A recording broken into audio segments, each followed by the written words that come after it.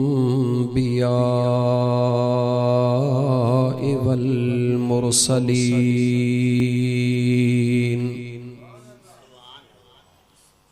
व अला आलिहि व अस्हाबिहि व अहल बैतिहि अजमईन।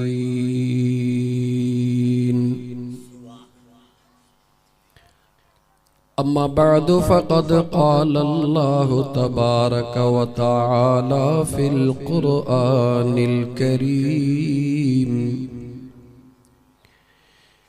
अऊज़ु बिल्लाहि मिनश शैतानिर रजीम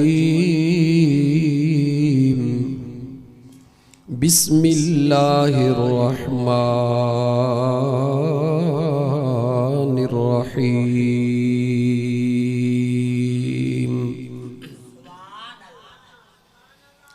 या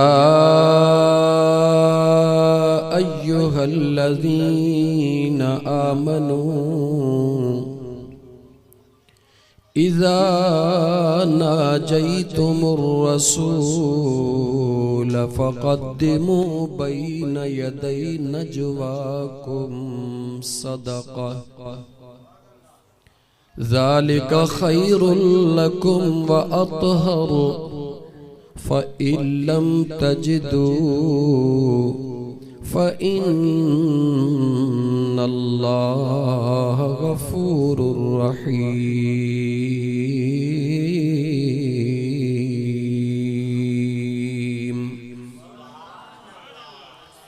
वक़ाल अल्लाहु तबारक व तआला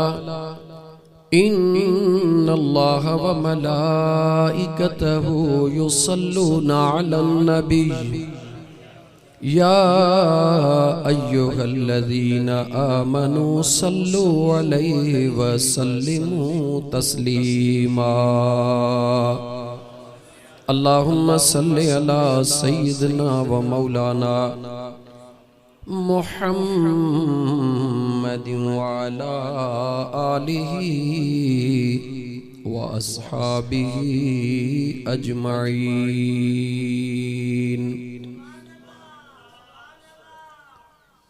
मुअज़्ज़ज़ सामईन किराम, अज जो ही प्रोग्राम मोहतरम मोहम्मद सफ़र मेमून साहब पंहिंजे घरवारीअ जे रूह जे ईसाले सवाब जे नियत सां ऐं उन जे पुटड़नि पंहिंजे अमड़ जे दर्जात जे बुलंदीअ जे ख़ातिर हिक रूहानी महफ़िल जो इनेक़ाद कयो, जंहिंजो मौज़ू चॉइस कयो वियो मक़ामे पंजतन पाक, शाने पंजतन पाक। हर साल अचण थींदो आहे, पोइ मौज़ू दोस्त ॿुधाईंदा आहिनि। हिन दफ़े दोस्तनि जो प्रोग्राम हुयो त असां आले रसूल जे मुतालिक़ कुझु ॿुधणु चाहियूं था। इंशाअल्लाह ताला सवा कलाक जे अंदर 2 बजे ताईं टाइम रखियल आहे। अल्लाह ताला कंदो त उन जे मेहरबानीअ सां उन जे महबूब करीम अलैहिस्सलातु वस्सलाम जे रहमत ख़ास सां तव्हां ऐं असां अल्लाह जो कलाम, अल्लाह जे हबीब जो फरमान ऐं मुंहिंजे महबूब मुस्तफ़ा जे बचड़नि ऐं उन जे सहाबा जो ॻाल्हियूं ॿुधी करे पंहिंजे दिलि ठारींदासीं। जो इंशाअल्लाह ताला सभई तारीफ़ूं उन करीम रब जे लाइ जेको कायनात जो ख़ालिक ऐं मालिक आहे, इन कायनात खे हलाइण वारो आहे, इन कायनात जे निज़ाम खे सम्झण वारो आहे। लखे करोड़े दुरूद हबीब किबरिया सल्लल्लाहु अलैहि व आलिहि वसल्लम जे ज़ात जे मथां, जेको अल्लाह जे हिन कायनात खे राहे रास्त करण जे लाइ पंहिंजी पूरी जिंदगी रब्बे ज़ुल जलाल जे दरबार में कुर्बान करण वारो आहे। अजीज दोस्तों, अल्लाह ताला जो कुरान ऐं मुझे सुने नबी जो फरमान हिकमतुन खां खाली ना है। अल्लाह ताला पंहिंजे हिकमतुनि खे पाण ॼाणंदो आहे, मगर मुझे सोने करीम रब कुरान करीम में पाक पैगंबर सल्लल्लाहु अलैहि व आलिहि वसल्लम जे लाइ कुरान करीम में फरमायो त मुझा हबीब व युअल्लिमुहुमुल किताब वल हिकमत, मुझा महबूब तुझे करीम रब तो महबूब के किताब जो इल्म भी अता फरमायो आ, हिकमतुन वारो इल्म भी अता फरमायो आ। इंशाअल्लाह ताला इन सवा कलाक जे अंदर ॾाढो खुली ॻाल्हाईंदासीं। इन सवा कलाक जे अंदर सहाबा आले रसूल अल्लाह जो कुरान इन टिनी शयुनि खे गॾु खणंदासीं, लेकिन मौज़ू पंजतन पाक कुरान जी आयत 28 पारे मां जेका तिलावत कयम पहिरीं उनखे थोड़ो वरी तिलावत करे मां तव्हां जे आॾो खोलियां त कुरान करीम जी जॾहिं इन आयत करीमा जो नुज़ूल थियो, राज़ खुदा पंहिंजा पाण पियो ॼाणे, पंहिंजे कुदरत जा राज़, पंहिंजे हिकमत जा राज़ खुदा पाण थो ॼाणे, लेकिन अल्लाह जो कुरान आया है। अचो तो उन कुरान करीम जी आयत पढ़ी ऐं पोइ इन ॻाल्हि खे थोड़ो अॻिते वधाइण जी कोशिश। अल्लाह ताला फरमायो बिस्मिल्लाहिर रहमानिर रहीम, या अय्युहल्लज़ीना आमनू, आए ईमान वारो, खिताब थी रहियो आहे आए ईमान वारो, इज़ा नाजैतुमुर रसूल फ़क़द्दिमू बैन यदै नजवाकुम सदक़ा ज़ालिका खैरुल लकुम व अतहर फ़इल्लम तजिदू फ़इन्नल्लाह गफ़ूरुर रहीम। ओ ईमान वारो, जॾहिं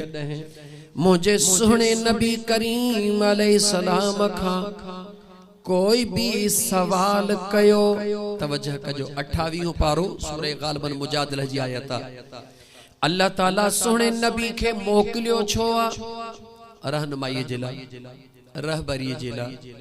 मखलूक खुदा के जेके खुदा खां परे हन उन्हनि खे अल्लाह जे क़रीब करण जे लाइ, व इन्नका लतहदी इला सिरातिम मुस्तक़ीम। लेकिन तवज्जो कयो, अल्लाह फरमायो ऐ ईमान वारो, जेडी मल मुझे सुहणे नबी खां सवाल कयो, कोई मामलो पुछो, कोई मसलो पुछो, का गाल पुछो, तो मुझो अल्लाह तो फरमाए उन गाल पुछण खां पहिरियों सदको दियो, बाद में मुझे मुस्तफा खां को सवाल कयो। थोड़ो गहराई से खास करे नौजवान पढ़िया लिखिया वेठा थोड़ो तवज्जो कयो। अजीब थ्योरी आ,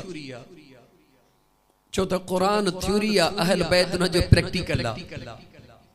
कुरान नजरियो आ, अहल बैत नजीर आ। अल्लाह जी जात बाबरकात, ईमान वारा यानी सहाबा, सहाबा के तो मुझो रब फरमाए तो मुझे महबूब खां सवाल पुछण खां पहिरीं कुछ सदको अदा कयो, बाद में मुझे मुस्तफा का सवाल पुछो। अजीब गाला, अल्लाह जे नबी जो तक कमुई हुआ, मानुन जा सवाल उनन जो जवाब देण,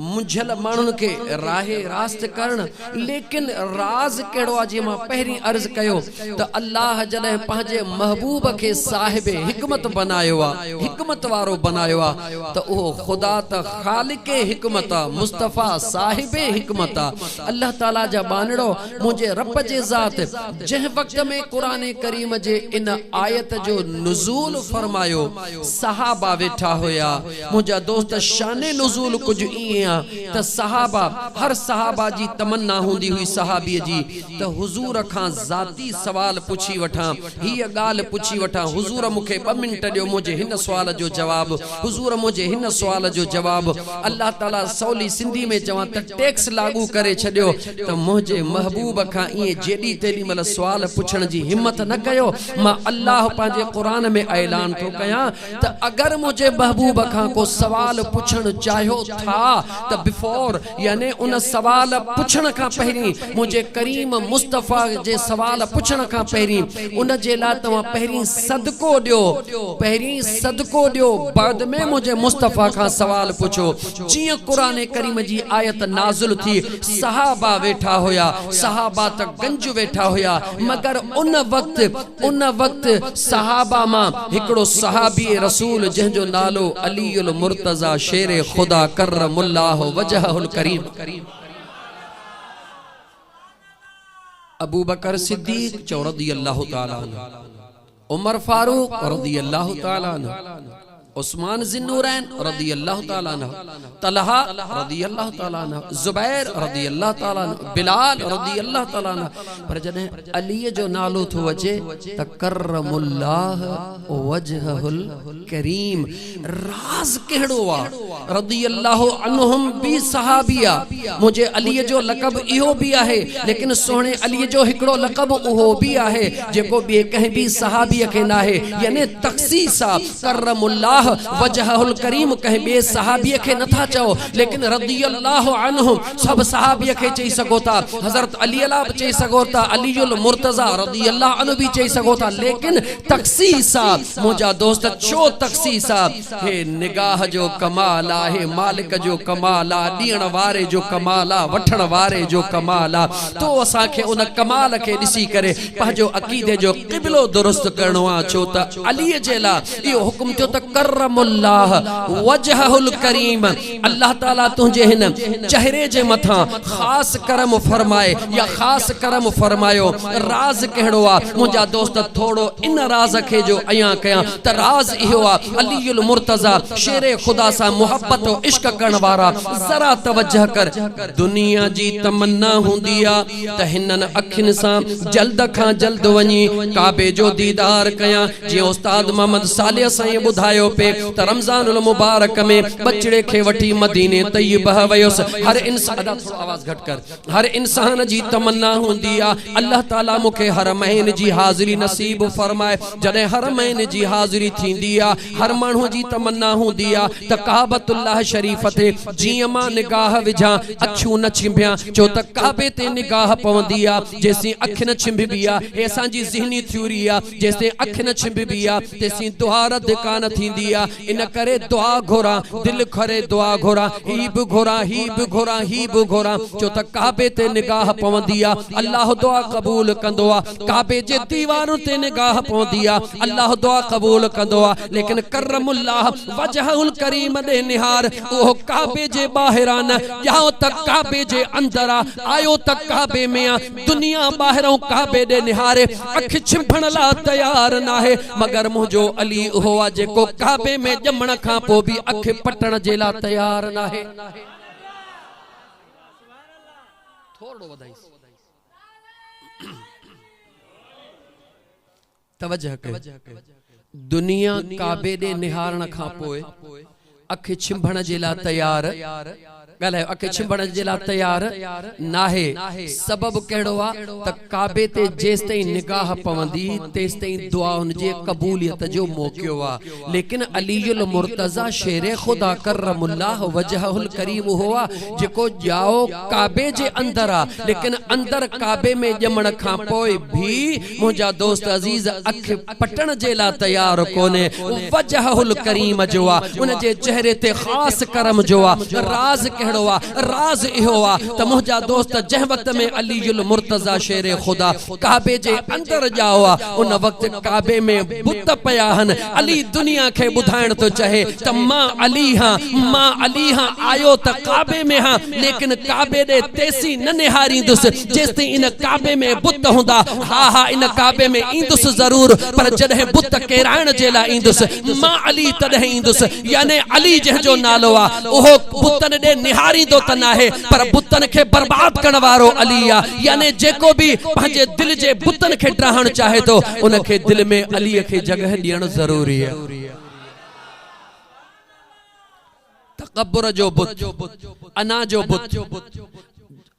इल्म जो भूत वारो बुत ये जेसिताईं तेसिताईं ख़त्म न थींदा जेसिताईं अलीयुल मुर्तज़ा शेर खुदा के अंदर में दिल में जगह न ॾिनी वेंदी अलीयुल मुर्तज़ा आयो त काबे में मगर अखियूं न खोलियूं अखियूं छो कोन खोलियूं अलीअ खे ख़बर आहे त मां आयो त काबे में हां पर हे अखियूं काबे में न पर काबे जे बि काबे खे ॾिसी पोइ खोलणियूं आहिनि यानी कायनात जे अंदर इहो उहो अलीयुल मुर्तज़ा शेर खुदा जवान आहे जेको काबे में अचण खां पोइ बे अखियूं कोन खोलींदो आहे थोड़ो वधां जंहिं वक़्त में उहो टाइम आयो आहे जंहिं वक़्त में उहो टाइम आयो आहे मुंहिंजे हबीब करीम अलैहिस्सलातु वस्सलाम फरमायो अदा अली कुलड़े ते हली आहे हिननि बुतनि खे त वराईंदो वञ त जॾहिं वक़्त सैयदुल मुरसलीन इमामुल अंबिया सल्लल्लाहु अलैहि वसल्लम जे कुलड़नि ते चढ़ी अलीयुल मुर्तज़ा शेर खुदा बुतनि खे ड्राहे थो त हबीब पुछनि था अदा अली ॾे ख़बर कीअं थो महसूस करी मुर्की थो चवे सोना जेकॾहिं हुकुम थिए त आसमान जा तारा बली लाहण लाइ तयार अलीयुल मुर्तज़ा शेर खुदा छो त मौजू है पंजतन पाक इन करे अलीयुल मुर्तज़ा पंजतन पाक जो हिस्सो आहे अलीयुल मुर्तज़ा पंजतन पाक जो हिस्सो आहे त मुंहिंजा दोस्त अज़ीज़ मां अर्ज़ पे कयो त अल्लाह ताला जो हिकमतूं आहिनि पाक पैगंबर सल्लल्लाहु अलैहि वसल्लम जे साम्हूं क़ुरान करीम जे आयत जो नुज़ूल थियो उन वक्त जेतरा भी सहाबा वेठा उन्हनि मां शेर खुदा अलीयुल मुर्तज़ा करमुल्लाह वजहुल करीम बगैर कह देर जे उथंदो आ हिकड़ो दिरहम या दीनार सदन जे गीदे में मौजूद आ कढी ओहो सदको दींदो आ सदको दई मुझे हबीब जे करीब थींदो आ करीब थी करे हिक न ब न टे न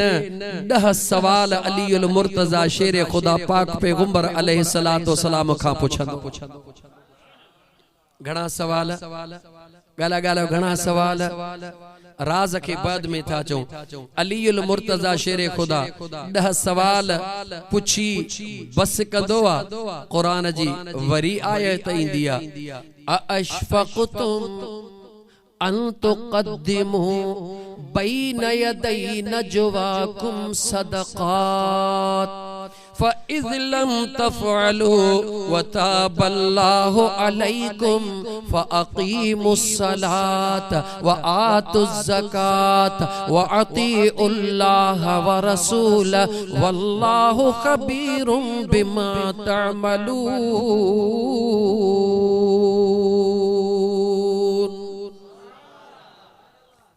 राज केड़ो आ देर ही कोन थी शेर खुदा सदको दिनो एक दिरहम या दीनार सवाल एक न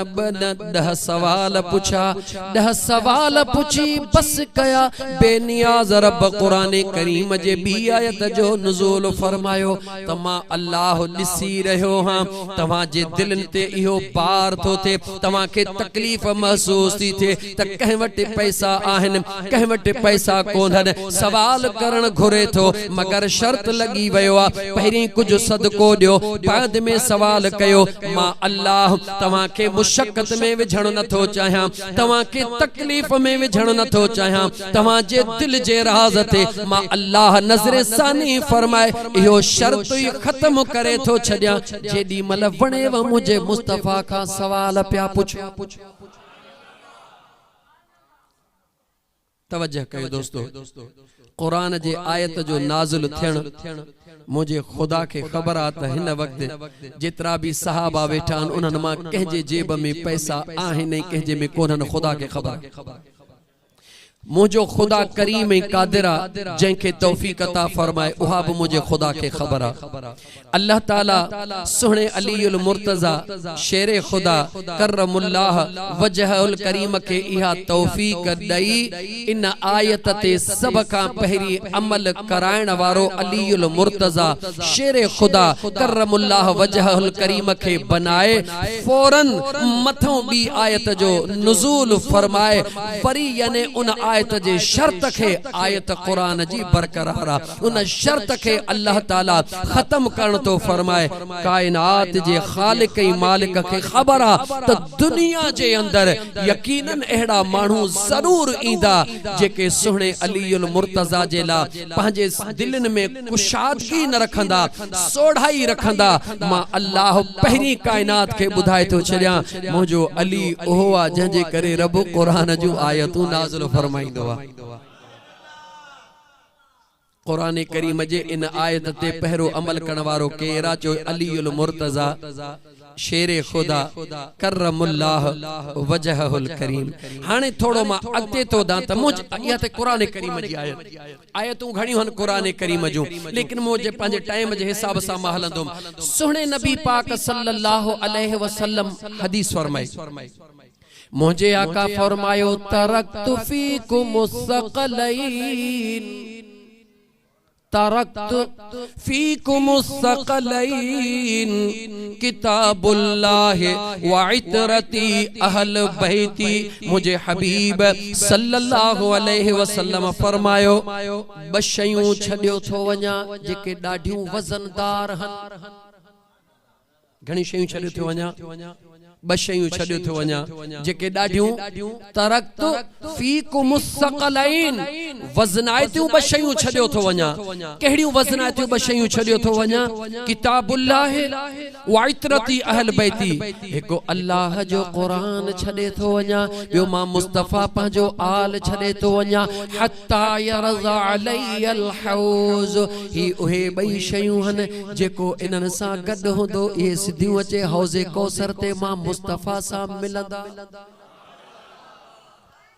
लम यतफरकू ये कदे भी हिक बे खां अलग न थींदा हाने इते हिकड़ी गाल जेका खोलण तो चाहे थोड़ो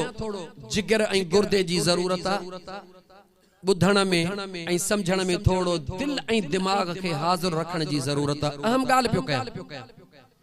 अल्लाह जे नबी फरमायो त ब शयूं छड्यो थो वञा तरक्तु फीकुम मुस्तक़लैन हाने तरन्नुम के छॾे मां लेक्चर सिस्टम में तो ॻाल्हायां तरक्तु फीकुम मुस्तक़लैन ब वज़नदार शयूं छड्यो थो वञा किताबुल्लाह अल्लाह जो कुरान छड्यो थो वञा व इतरती अहल बैती ऐं मां मुस्तफा पंहिंजा अहल बैत छड्यो थो वञा मुंहिंजा दोस्त अजीज हाणे अचो अल्लाह ताला जा बानड़ो अल्लाह ताला कुरान करीम जे अंदर अल्लाह ताला कुरान करीम जे अंदर जमानत दिनी कुरान करीम जी अल्लाह ताला कुरान करीम जे अंदर जमानत दिनी कुरान करीम जी मुझे महबूब मुस्तफा सल्लल्लाहु अलैहि व आलिहि वसल्लम अल्लाह कुरान जे हिफाजत जी जमानत दिनी पाक पैगंबर अलैहि सलातु वसलाम कुरान जे साथ जी जमानत दिनी अल्लाह जमानत दिनी इन्ना नहनु नज़्ज़लना ज़िक्र व इन्ना लहू लहाफ़िज़ून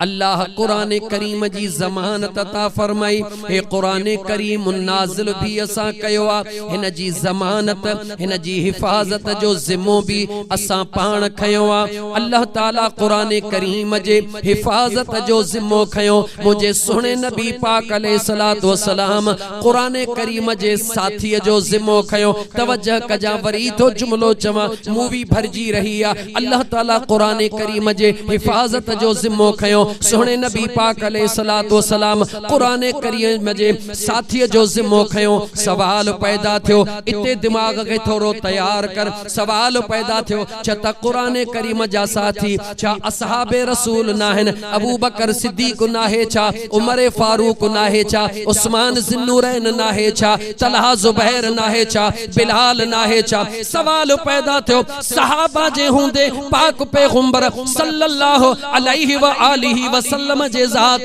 कुरान करीम जे साथ जेला ऐलान फरमायो बशयूं छडियो थो वञा हिकड़ो अल्लाह जो कुरान बियो मां मुस्तफा करीम उन कुरान करीम जो साथी अहले बैत छडे थो वञा राज कहिड़ो आ जो पाक पैगंबर अलैहिस्सलातु वस्सलाम कुरान करीम जे साथ जेला असहाबे रसूल जो जिक्र कोन फरमायो खबरदार थी जा मता यो सोची छो त कुछ मानू इन हदीस के बयान कंदे असहाबे रसूल जे शान में कमी कोताही करण जी कोशिश कंदा हन कतन इए ना है अज हे सजण साईं जो गुलाम तू जियादो खोले तो के बयान तो करे इन में राज केड़ो आ अल्लाह भी खालिक हिकमत त मुजो मुस्तफा करीम साहिबे हिकमत अल्लाह खालिक हिकमत खुदा हिकमत जो पैदा कंदड़ा मुझो मुस्तफा करीम साहिब हिकमत मुझे पाक पैगंबर अलैहिस्सलातु वस्सलाम जा परवानो सुन्नी होण जे नाते सा खोले तो के बुधाया त मुझे बेनियाज रब पंजे महबूब करीम अलैहिस्सलातु वस्सलाम का कदे भी जुदाई कान कया मुझे मुस्तफा पंजे खुदा का जुदाई कान कया नबी चेबो छा कया नौजवान तवज्जह कयो खास करे नौजवान इन एकड़े लफ्ज जे तरफ मुतवज्जह थन नबी चेबो छा कया नबी उनके चेबो आ जेको अल्लाह सा कलाम कंदो आ नौजवान वरी गौर सा बुझजा नबी कायनात जे अंदर रूए जमीन ते जंहिंखे भी नबी न मिलियो आ उनके हिक खुदा जो तस्वुर भी को न मिलियो आ रूए जमीन ते जंहिंखे नबी न मिलियो आ उनके हिक खुदा न मिलियो आ हा उनके खुदा मिलियो आ कदे चंद्र जे सूरत में कदे सिज जे सूरत में कदे बिन खुदाउन जे सूरत में मुख्तलिफ सूरतुन में मिलियो आ हिक नबी फकत कायनात में उनन के मिलियो आ जन के कह न कह नबी जी दामन नसीब थी कार समझ में अचे वई अच्छा हाने सवाल आ त नबी चेबो छा कया नबी चेबो ही उनके आ जेको अल्लाह सा कलाम करे अल्लाह सा कलाम किया रब जी मर्जी आ कैसा कोहे तूर ते कलाम करे खुदा जी मर्जी आ कैसा पर्दे जे पोया कलाम करे खुदा जी मर्जी आ वही जे जरिए कलाम करे खुदा जी मर्जी आ दिलन जे मथा एलाम फरमाए खुदा जी मर्जी आ मर्जी मुझे करीम रब जी आ अरशन खा मथे लाम कान ते घुराए वन बाय वन मुलाकात करे मुझे रब जी मर्जी आ मालिक तो हुआ मर्जी तो उन जी आ लेकिन नबी जी माना ही इहा है नबी जी माना ही इहा है तो खुदा सा कलाम करवारो अल्हम्दुलिल्लाह सुम्मा अल्हम्दुलिल्लाह ए वाहिद सुन्नी जमायता पीरान पीर मुहियद्दीन मीर दिलबर दस्तगीर जे गुलामन वारी जमायता चाहे जिते भी कुरान करीम जो तफसीर लिखियो आ उन में नबी जी माना ओ गैब जो खबरों दीदड़ नबी तफसीर जरूर लिखियो आ बाकी जितरा भी तफसीर कुरान जा पढ़ो हर जगह ते लिखला या अय्युहन नबी ए नबी नबी त अरबी लफ्जा माना चाहे फकत अहले सुन्नत के हो अल्लाह एजाज बख्शो चाहे लिखियो या अय्युहन नबी ओ गैब जो खबरों दीदड़ अल्लाह जा महबूब मर्जी मुझे करीम रब जी जैसा जहड़े अंदाज में कलाम करे नबी जी माना तमा अर्ज पे कयो मुझा दोस्त अजीज हजरत अबू बकर सिद्दीक कुरान जो मुहाफिज आहे गाला गाला कुरान जो मुहाफिज दलील दींदो हला सोहणे अबू बकर सिद्दीक रदी अल्लाह तआला अन्हु जे दौरे खिलाफत जे अंदर सब का पहिरो कुरान करीम जो जेको किताबी शक्ल में नुस्खो कायम थियो आ जेको किताबी शक्ल में नुस्खो तैयार कयो वयो आ ओ कहे बे जे दौर में न चो सैयदना अबू बकर सिद्दीक जे दौर में तैयार थियो आ यानी अबू बकर सिद्दीक भी कुरान जे मुहाफिजन में शामिल कुरान जे साथन में शामिल है उमर उमर फारूक ते अचो। उमर फारूक हो जहाना जंहिं जंग यमामा जे अंदर मुसलमान के कसरत सां शहीद थींदो दिसी करे बार बार सैयदना अबू बकर सिद्दीक खे राय ॾिनी आ त या अमीर अल मोमिनीन कुरान करीम के किताबी शक्ल में आंदो वञे। जहिड़े नमूने सां कुरान करीम जा कुर्रा शहीद थी रहिया आहिनि, अॻिते हली मुआमलात न थियनि। यानी सुनो, उमर फारूक भी कुरान करीम जे संभालण वारनि साथियुनि में शामिल आहे। उस्मान ज़िन्नूरैन ते अचो। उस्मान ज़िन्नूरैन उहो आहे जंहिं पंहिंजे दौरे खिलाफत में अलाए केतिरा सवन जे तादाद में कुरान करीम मुंहिंजा दोस्त अजीज शाया कराए मुख्तलिफ मुल्कनि ॾे, मुख्तलिफ गवर्नरनि ॾे, मुल्क जे गवर्नर ने मोकिले करे कुरान करीम जी इशाद फरमाई आहे। यानी सैयदना उस्मान ज़िन्नूरैन भी कुरान करीम जे साथियुनि में शामिल आहे। त पोइ मुंहिंजे सुहिणे नबी पाक सल्लल्लाहु अलैहि व आलिहि वसल्लम उन जे बावजूद कंहिं बि सहाबीअ जो ज़िक्र कोन कयो। राज़ कहिड़ो आहे? सच्चाई छुप नहीं सकती, बनावट के उसूलों से खुशबू आ नहीं सकती, कभी कागज के फूलों से। हे जुमलो चई वञा दिल ते लिखी छॾ त मुंहिंजा दोस्त दीन खे फैलाइण, दीन खे फैलाइण ॿी शइ आ, दीन खे बचाइण ॿी शइ आ। वरी जुमलो थो चवां, दीन खे फैलाइण ॿी शइ आ, दीन खे बचाइण ॿी शइ आ। चई थो गुज़रां पाक पैगंबर सल्लल्लाहु अलैहि व आलिहि वसल्लम जे उन हिकमत वारी थ्योरी ॾे ॾिसो, अल्लाह ताला जे कुदरत ॾे ॾिसो, दिल जा कन खोले ॿुधी छॾ। कायनात जे अंदर पाक पैगंबर अलैहि सलातो वसलाम जे हयात तय्यबह जे अंदर जेतिरियूं बि मुसलमाननि जूं जंगियूं थियूं कुफारनि सां, जंगे खंदक हुजे, जंगे खैबर हुजे, जंगे बदर हुजे, जंगे अहद हुजे, जंगे हुदैन हुजे, जेतिरियूं भी जंगियूं लगियूं तमाम जंगन के आदो रखो। को बि आले रसूल तहां के कंहिं जंग में शहीद थींदो न मिलियो हूंदो। माइंड सेट के ज़हन खोले वरी हो जुमलो ॿुध। जेतिरियूं भी इस्लाम जूं जंगियूं लगियूं हयात तय्यबह पाक पैगंबर अलैहिस्सलातु वस्सलाम जे अंदर, कोई हिक भी आले रसूल कहीं भी जंग में शहीद ॻाल्हायो शहीद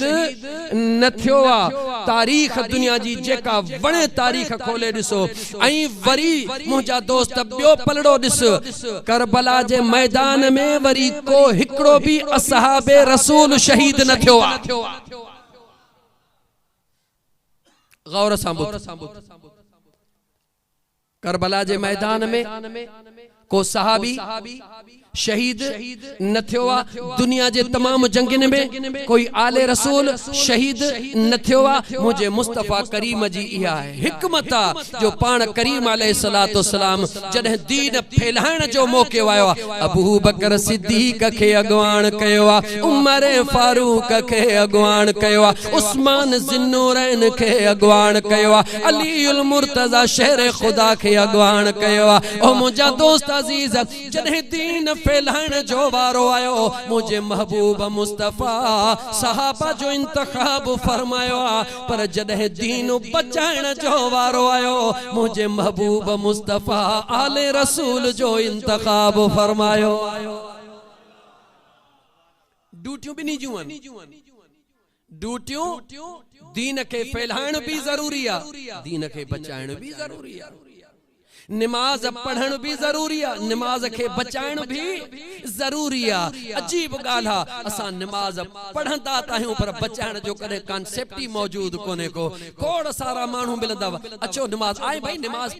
पढ़े। हाओ नमाज पढ़ाइण सौली आ, 3 ॾींहनि में कंहिंखे नमाज़ी बनाइण इजी आ, 40 ॾींहनि जे चिले ते वठी कंहिंखे नमाज़ी बनाइण सवलो आ, लेकिन नमाज पढ़ाइण सौली आ, नमाज बचाइण सेखारण कंहिंजे वस जी ॻाल्हि काने का। हाँ, ये उन्हनि जे वस जी ॻाल्हि हा जो अफलाक से लाई जाती है, अरे सीनों में छुपाई जाती है, अरे इश्क और मोहब्बत की मैं हाथों से नहीं नजरों से पिलाई जाती है। नमाज़त करबला में यजीद ने भी पढ़ी आ, नमाज़त हुसैनियत भी पढ़ी आ, लेकिन होने सिर्फ नमाज पढ़ी वई आ, हेडे नमाज पढ़ण सां गॾु बचाई भी वई आ। नमाज पढ़ण बी शय आ, नमाज के बचाइण बी शय आ। ॾाढो जेकॾहिं थोड़ी इजाज़त मां खोलियां त इबादत के करण बी शय आ, इबादत के बचाइण बी शय आ। फौरन तव्हांजे ज़हन में सवाल आयो, छा इबादत खत्म भी थींदी आ? जी मुंहिंजा दोस्त, इबादत खत्म भी थींदी आ। कीअं खत्म थींदी आ? जेकॾहिं हिकिड़े मिंट जे लाइ मथे निगाह कंदे अल्लाह ताला ऐलान फरमायो, मां अल्लाह जी हमदो सना कयो, तमाम फरिश्ता लगी वया। हिकिड़ो फरिश्तो मुंहिंजा दोस्त अजीज, हिकिड़ो जेको 6 करोड़ साल अल्लाह जी हमदो सना कंदो थो अचे ऐं दादलो बि एतिरो आ जो जन्नत में अचे संदसि मर्ज़ी, वञे संदसि मर्ज़ी, कारण डरो कई कान्हे सका। 6 करोड़ साल इबादत कंदो आ, जन्नत में अचे पयो वञे पयो, रंडरो कान्हे का। लेकिन उहा घड़ी आई आ, आज़माइश जी घड़ी आई आ। इबादतूं करे करे वेठो आ, सजदा करे करे वेठो आ, हमदो सना करे करे वेठो आ। खुदा उनखे नमाज़ूं, खुदा उनखे हमदो सना करण जी तौफीक अता फरमाई आ, मगर बचाइण जी खुदा जंहिंखे तौफीक ॾे कंहिंजे वस जी ॻाल्हि नाहे। आदम अलैहिस्सलाम खे तैयार करे हुकुम थियो त सजदो कयो, जन के अल्लाह इबादतूं बचाइण जी तौफीक ॾिनी, बगैर कंहिं तख़ीर जे सजदे में किरी पया, जन के खुदा बचाइण जी तौफीक न ॾिनी। उहे वरी सवाल करण लगा, मौला ईअं वरी कीअं? हे हाणे मिट्टीअ मां पैदा थियो आ, हाणे मिट्टीअ मां पैदा थियो आ।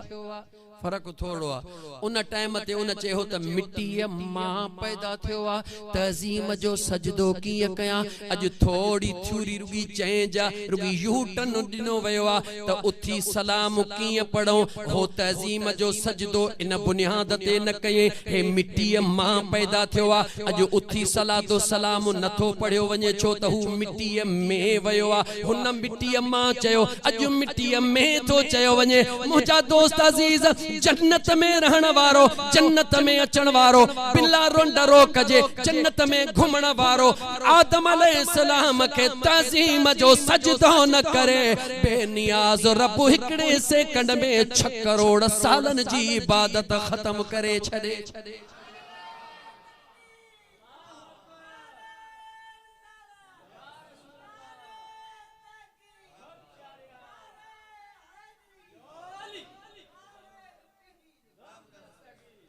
पहिरीं चयो त जेको मुंहिंजी स्पीच थोड़ो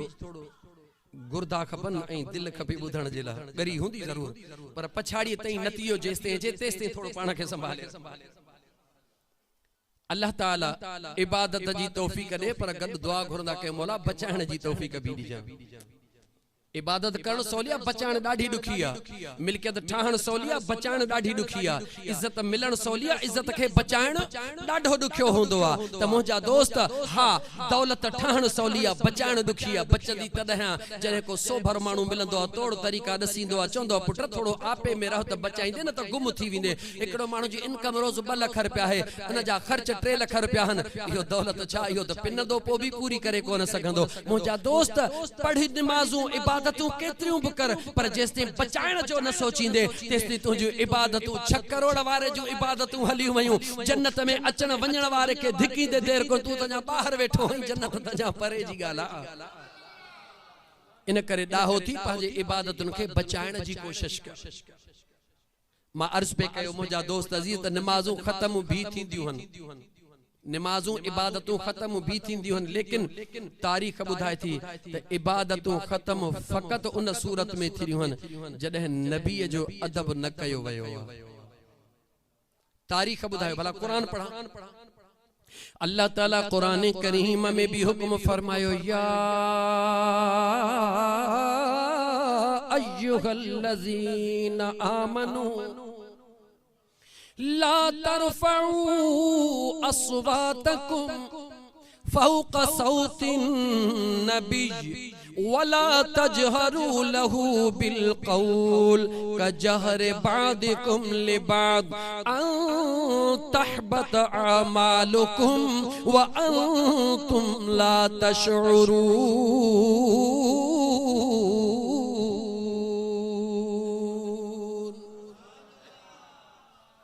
खोल कुरान करीम के इते भी अल्लाह ताला इबादतुन जे खत्म थियण जो इशारो दिनो आ त तुझी इबादतों खत्म थी विंदियूं तुझा हज खत्म थी विंदा तुझू जंगियूं खत्म थी विंदियूं तुझा जिहाद खत्म थी विंदा तुझा रोजा तबाह थी विंदा तुझू ज़कातूं बर्बाद थी विंदियूं सभई थी सगन थियूं हुक्म भी कंहिंखे अचो ईमान वारन खे आ मगर मुझा दोस्त अजीज अनकंडीशनल हुक्म ना है कंडीशनल हुक्म शर्त अल्लाह ताला फरमायो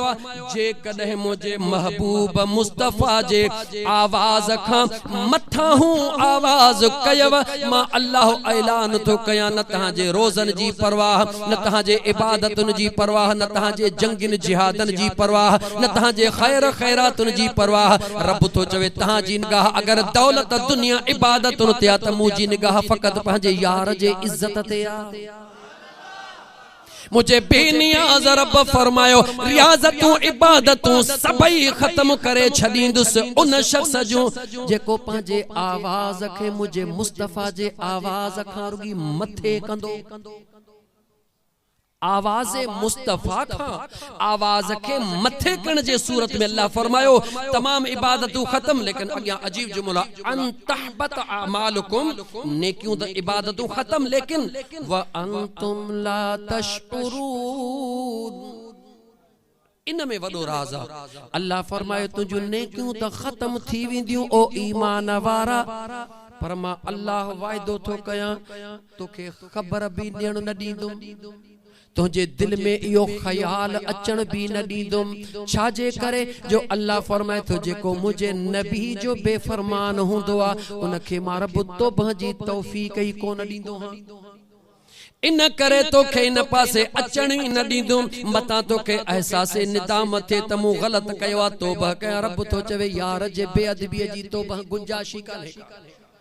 इन करे मुझे रब तो फरमाए इबादतूं कर नमाजूं पढ़ रोजा रख सब कुछ कर आशिक चंदा लेकिन भरोसो एक यार ते कर रोजा नमाज पिण चंगू कम पर अन्या की बियो फहम जैसा पसी चवा एकड़ो शेर चवा खामोश है तो दीन की पहचान अली है खामोश हैं तो दीन की पहचान अली है गर बोले तो लगता है कुरान अली है खामोश हैं तो दीन की पहचान अली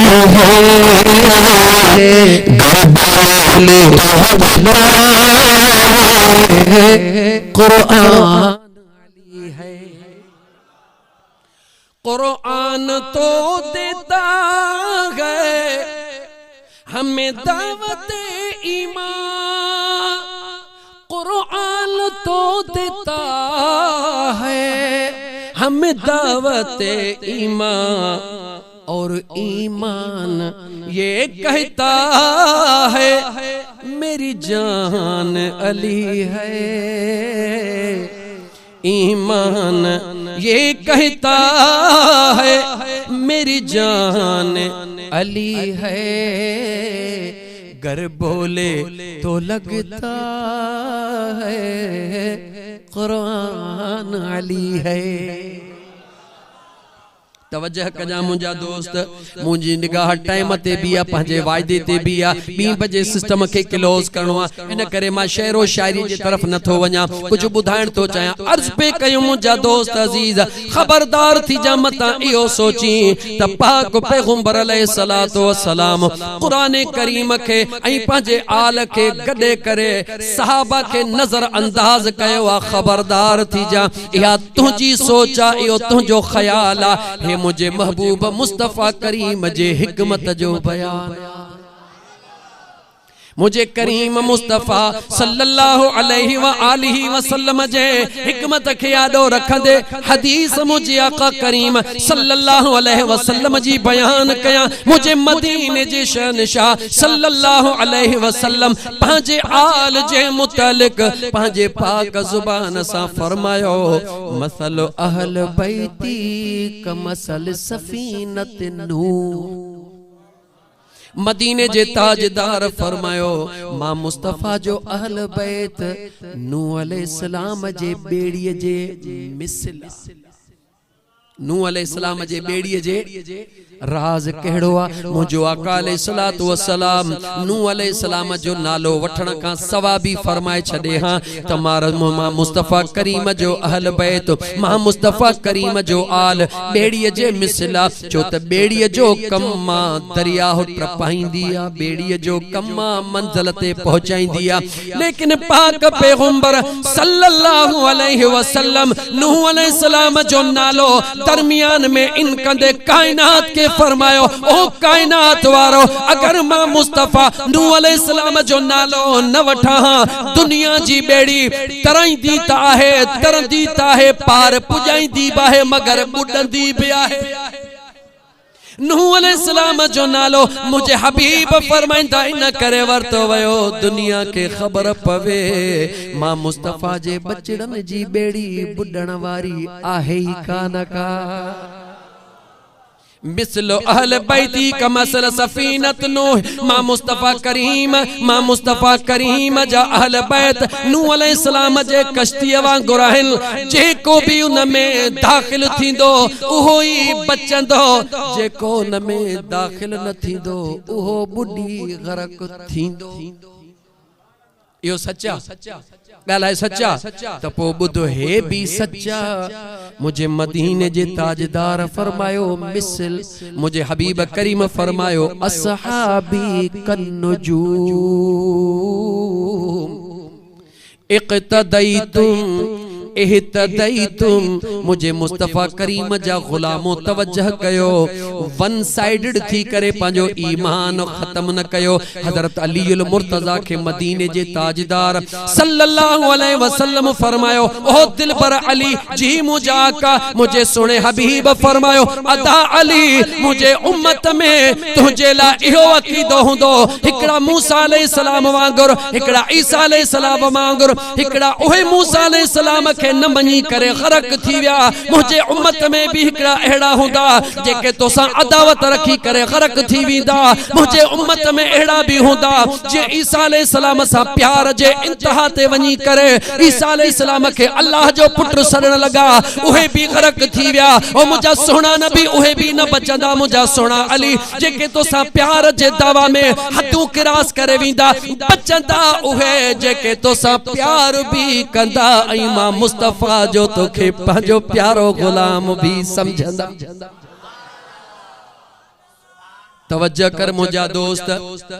उन वक्त मुझो मदीने जो ताजदार सल्लल्लाहु अलैहि वसल्लम मिसाल दई रहियो आ त मुझो अहल बैत नूह अलैहिस्सलाम जे बेड़ीअ जे मिसला। छो त उन वक्त में जहाज कोन हुया, बेड़ियूं हलंदियूं हुयूं, बेड़ियूं दुनिया के टपाईंदियूं हुयूं। अहल बैत जो जिक्र कंदे मुझे हबीब फरमायो आ, जेकॾहिं तव्हां के पार थियणो आ त मां मुस्तफ़ा जे अहल बैत सां प्यार कयो, उन बेड़ीअ में चे दाखिल थियो। लेकिन बेड़ी जॾहिं समुंड में हलंदी आ त रस्ते जो इंतखाब करण जे तारन दे निहारणो पवंदो। बेड़ी समुद्र में हलंदी आ,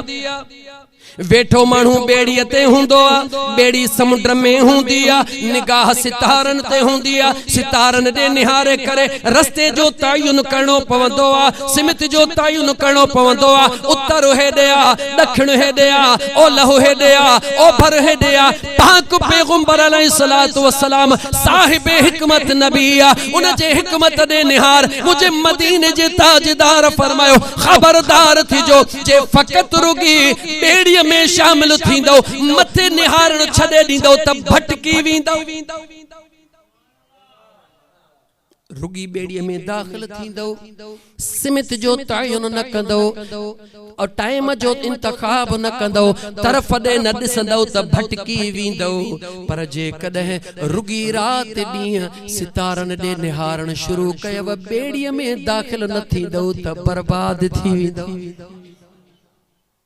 पाक पैगंबर अलैहिस्सलातु वस्सलाम जी ज़ात त मुंहिंजा दोस्त अजीज उन हिकड़ी जगह ते पाण पंहिंजे बचड़न जो मिसाल नूह अलैहिस्सलाम जे बेड़ीअ वांगुर ॾिनो ऐं पंहिंजे सहाबा जो मिसाल आसमान जे चमकंदड़ सितारन वांगुर ॿुधाए छॾियो बेड़ीअ में दाखिल थियो मुस्तफा करीम जे सहाबा जे में त बुॾण खां बची वेंदो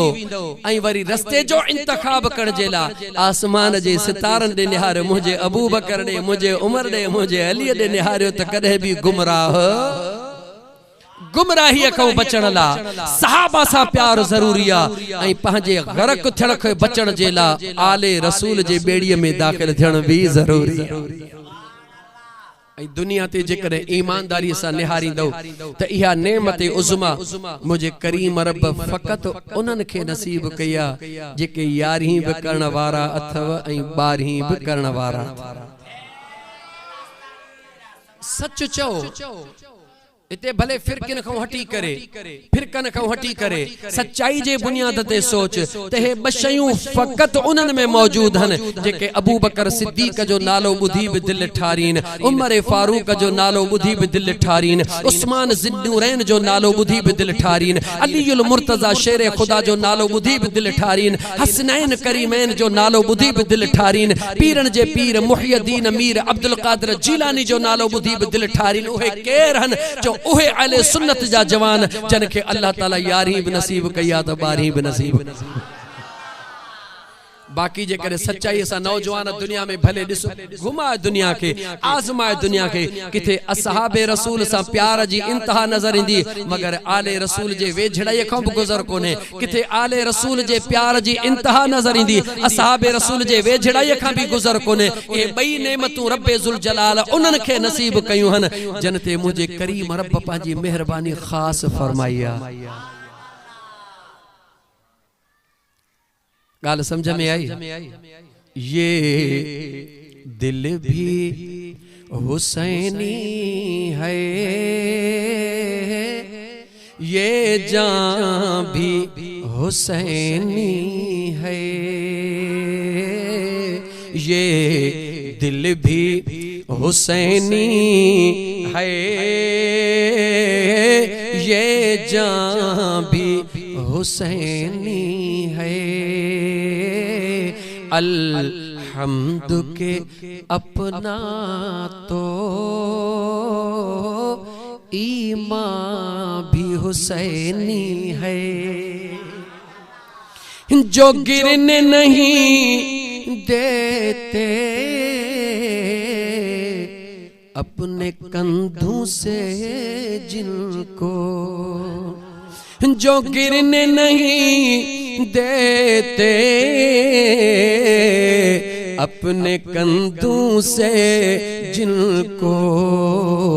लगता है कि नबियों का सुल्तान भी हुसैनी है अजीजा ने मन वापस वठी हला अर्ज पे कयम उन जगह ते तरक्तु फीकुम मुसक़लैन बगरियूं शयूं छड्यो तो वञा राज कहिड़ो आ अल्लाह ताला कुरान करीम जे हिफाजत जो जिम्मो अल्लाह खयो आ कुरान करीम जे साथ सलामत जो जिम्मो मुझे मुस्तफा खयो आ ज़मानत जो हिफाजत जो जिम्मो अल्लाह खयो आ 1400 साल थी विया हिफाजत थी रही आ साथ सलामत जो जिम्मो मुझे मुस्तफा खयो आ केड़ी सूरत में तफसील बुधायम त मुझे हबीब फरमायो त कुरान करीम जो साथी मां मुस्तफा आले रसूल के बनाए थो वञा वरी जुमलो चमा थोड़ा जरा गौर मां पहिरीं चई चुको हां वुजू थोड़ो मजबूत करणो आ पछाड़ीअ तो मता जल्द में ज़हन के ट्रोड़े वेही आखिर ताईं बुधजां त तोखे ख़बर पवे मुझे महबूब मुस्तफा करीम फरमायो कुरान करीम जो साथी मां आले रसूल के बनाए तो वञा वजाहत करे चुकुस त इन जो मकसद इहो ना है या हिकमत मुस्तफा है इन जो मकसद कतन इहो ना है त सहाबा किराम कुरान करीम जा साथी ना हन ओए साथी आहिन तफसील बयान कयम हाने अचो इन हकीकत ते अचूं त भला मुझे महबूब मुस्तफा ओहा कहिड़ी हिकमत हुई जे बुनियाद ते फरमायो कुरान जो साथी बा मुस्तफा अहल बैत के बनायूं थो वञा इन गठिए के खोलियो ना गंड खुले त खबर पवे ना हा मुझा दोस्त अजीज याद रखी छदे मुझे महबूब मुस्तफा जा परवाना गौर कर भला तोखा नढड़ो सवाल पूछा तो दुनिया में सहाबी अग में आयो आ या आले रसूल अग में आयो आ थोड़ो गालाइंदा हलो पोया जो दिल भरड़ो तो बुधायो तो ताम थोड़ो बुधायो थोड़ो बातड़ो तो खोलियो दुनिया में आले रसूल अग में आयो आ या असहाबे रसूल अग में आयो आ थोड़ो गालाइंदा तो हलो आले रसूल भला थोड़ो डाउट भी है छा जो भला आस्ते आस्ते खामोशी अख्तियार था कयो ओ मुझा दोस्तो